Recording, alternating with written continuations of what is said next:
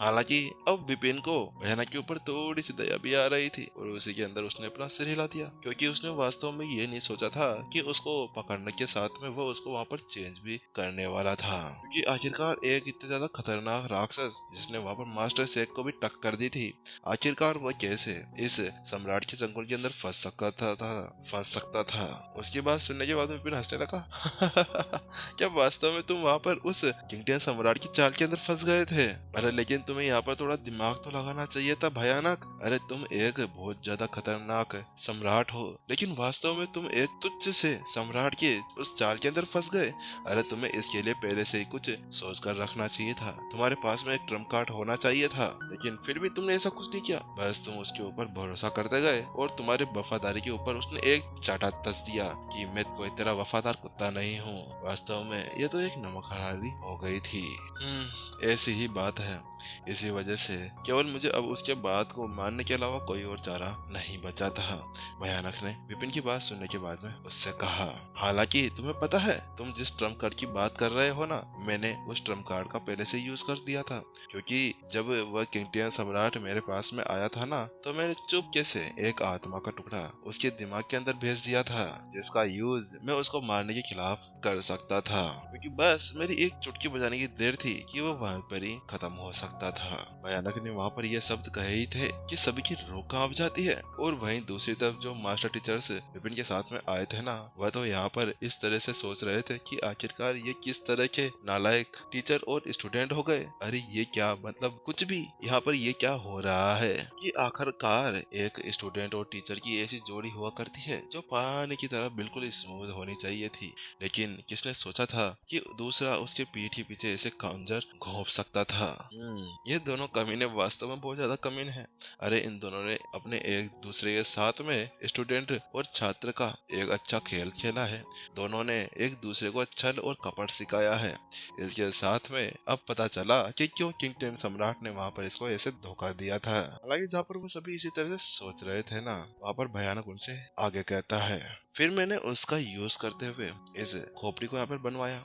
इस खोपड़ी को बनवाने के बाद में मैंने सोचा कि अब मुझे थोड़ा सा लड़ाई कौशल और अपनी शक्ति को वापस से पाने के लिए इस पूरे मस्तिष्क के अंदर अपनी आप को फैलाना होगा और इस पूरे आइलैंड के ऊपर कब्जा करना होगा। हालांकि वहाँ पर एक गड़बड़ थी, अगर ऐसा मैं करता तो शायद ऐसा हो सकता था कि मेरी चेतना वहीं पर ही खो जाती। और यहीं पर ही आते आते अब भयानक ने असलियत बता दी कि जब वह यहाँ पर इस पूरे आइलैंड के ऊपर कब्जा करना चाहता था ना, तो उसी चीज का फायदा उठाते हुए उस सम्राट ने इसको यहाँ पर उस वेदी के साथ में सील कर दिया था। हालांकि जब भयानक ने ये बात मास्टर टीचर्स को बताई थी ना, तो उसके साथ में उसको बहुत ज्यादा गुस्सा भी आ रहा था। और उसने आगे कहा, जब वह ऐसा कर रहा था और मुझे मारने ही वाला था ना, तो उसके अंदर मैंने अचानक से उस आत्मा को एक्टिवेट कर दिया। जैसे मैंने ऐसा ट्रिगर किया ना, वह एक मरने की स्थिति के अंदर पहुंच चुका था। और इसी के साथ में फिर हम दोनों यहाँ पर ऐसे घुल मिलकर रहने लगे। वो मेरा काम करता, मैं उसका काम करता, बस हमें इसी तरह से आगे अपने जीवन को बिताना पड़ा था। हालांकि हेड आदर्श, जगदीश और उसके दोस्त अभी वहाँ पर उस बात को सुनने के बाद में सन्न रह चुके थे। अरे आखिरकार ये एक टीचर है और वो एक स्टूडेंट, और तो ये ऐसा कैसे कर सकते हैं? क्योंकि टीचर एक भगवान की तरह होता है जो किसी स्टूडेंट को माता पिता की तरह रखा करता था।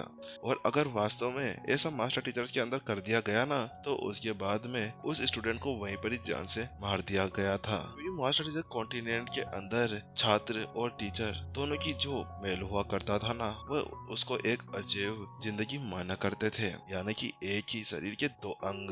हालांकि वहीं उन सभी को देखने के बाद में विपिन समझ सकता था कि वो क्या सोच रहे थे। तो विपिन ने उनसे समझाया, तो विपिन ने उन्हें समझाया, अरे आप लोगों को इसी चिंता करने की कोई भी जरूरत नहीं है। बात कुछ ऐसी है कि ये सारे सारे जितने भी राक्षस होते हैं ना, नालायक होते हैं, नालायक। अरे ये सभी ये इन सभी शब्दों को नहीं मानते। टीचर, स्टूडेंट, इन सब दो को ये अपने से दूर रखते हैं। ये केवल एक ही जने को मानते हैं, वह है इनके आत्मा भगवान। इसके अलावा ये किसी और का सम्मान नहीं किया करते, यहाँ तक कि ये भाई भाई को मार देते हैं। तो फिर स्टूडेंट कहाँ पर लड़ता है? हालांकि वह विपिन को एक और चेताता है, क्या ये ऐसा हो सकता है कि जो ग्रैंड मास्टर कृष्णा को वहाँ पर भूमिगत कक्ष के अंदर फंसाया गया था और वहाँ पर जो भयानक की फर्स्ट हर्ट था उसको वहाँ पर फंसाने के अंदर इस किंगटन सम्राट का हाथ हो। फिर विपिन ने एक और सवाल पूछा, अच्छा तो मुझे ऐसा लगता है कि तुम्हें यहाँ पर जितने भी शरीर हैं उन सभी को फंसाने में यहाँ पर किंगटन सम्राट का हाथ है। हालांकि उसने ऐसा तुम्हारे साथ में क्यों किया? क्योंकि तुम तो उसको अच्छे खासे रिवॉर्ड्स दे रहे थे। हालांकि विपिन की वो बात सुनने के बाद में वह भयानक चुप हो जाता है। हालांकि वह यहाँ पर जानता था कि अभी विपिन वहाँ से उससे बचकर नहीं भाग पाएगा, इसी वजह से उसने वहाँ पर उसको आगे बताया, अरे ये बात कुछ ऐसी है कि वह मेरे से उस दिव्य ताबीज के बारे में जानना चाहता था। भयानक ने कहा, बात कुछ ऐसी है कि बहुत ज्यादा समय के अंदर से ये दिव्य ताबीज कहीं पर फंसा हुआ है और अब तक ये पता नहीं कितनी गहराई के अंदर घुस चुका होगा और उसी को ढूंढने के लिए ये मेरा उपयोग करना चाहता था। हाँ, क्या कहा? क्या वास्तव में तुम उस आकाशीय दिव्य ताबीज को ढूंढने में लगे हुए हो? विपिन ने उस आकाशीय दिव्य ताबीज के बारे में पहले भी सुना था। हालांकि जब उसने किंगटन सम्राट की आत्मा खोज की थी ना, तो उस समय भी उसके निरीक्षण के अंदर ये सब कुछ आया था।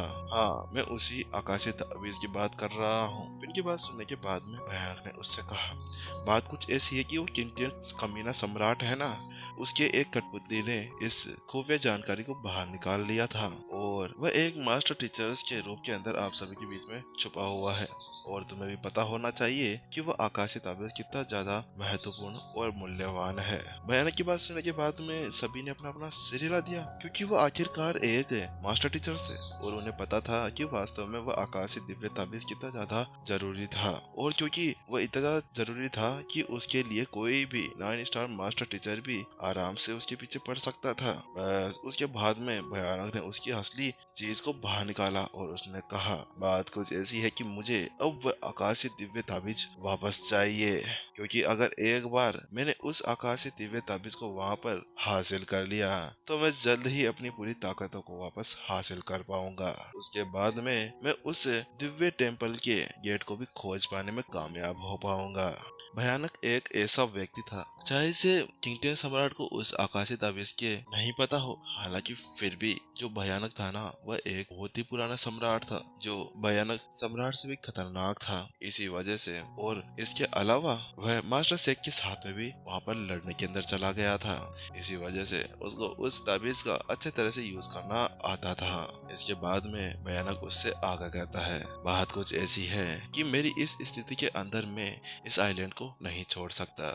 इसी वजह से उन सभी ताबीजों को ढूंढने के लिए मैं वहाँ पर उस सम्राट का सहारा ले रहा था। इसी वजह से मैंने उसको वहाँ पर बख्शा था और इसके अलावा वो ये भी जानता था कि मेरे शरीर के हिस्से कहाँ कहाँ पर हैं। इसी वजह से मैं नहीं चाहता था कि वो वहाँ जाकर मेरे किसी भी शरीर के हिस्सों को वहाँ पर नष्ट कर दे, क्योंकि अगर उसने ऐसा कुछ किया होता ना तो वहाँ पर मेरे पास में कोई विकल्प नहीं था कि मैं वहाँ पर किसी तरह से बच पाता। भयानक की बात सुनने के बाद में अब विपिन ने भी अपना सिर हिला दिया, क्योंकि अब उसे पूरी कहानी समझ में आ गई थी। क्योंकि भयानक बहुत ही ज्यादा समय से इस हाइबरनेशन के अंदर गया हुआ था।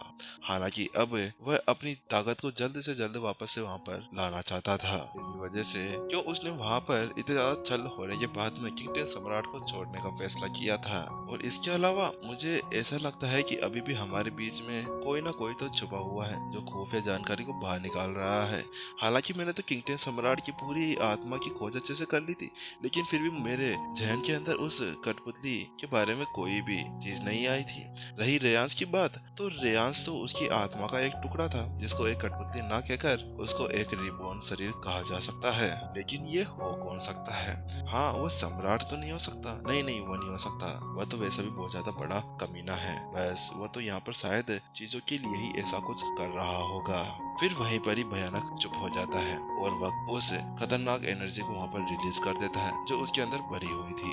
उसके बाद में वो कहता है, ठीक है, अब यहाँ पर कहानी खत्म होते हुए और तुम्हारी जिंदगी की भी कहानी यहाँ पर आज मैं खत्म कर डालूंगा।